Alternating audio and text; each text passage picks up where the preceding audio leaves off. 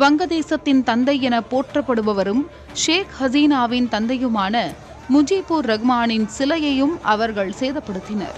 தலைநகர் டாக்காவில் பெரும் பதற்றம் நிலவும் நிலையில் பிரதமர் பதவியை ராஜினாமா செய்த ஷேக் ஹசீனா ராணுவ ஹெலிகாப்டரில் நாட்டை விட்டு வெளியேறிவிட்டார்.